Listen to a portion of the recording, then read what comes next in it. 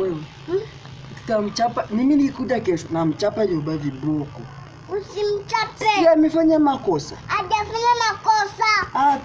Hajafanya mali.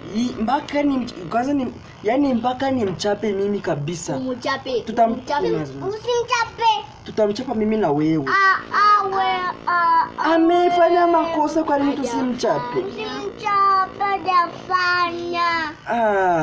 Kwanza Beka ameumia kwa mkono. Hakuna, mimi sitaki kusikia Beki. Nimesema hivi nakuja kesho na mchapa viboko. Usimchape. Amefanya makosa, mimi nitamsamea. Mimi nitaambia mamangu akupige.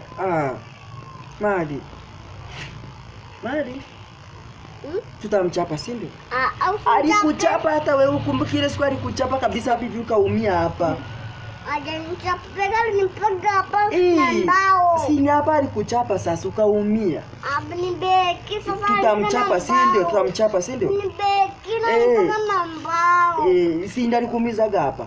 Sasa si tutamchapa. Sasa tutamchapa. Yaani tutamchapa kabisa viboko. Usimchapa talia. Nasadi kuumiza hapa. Akaja akuniumiza. Yaani sasa unataka tufanye aje sasa?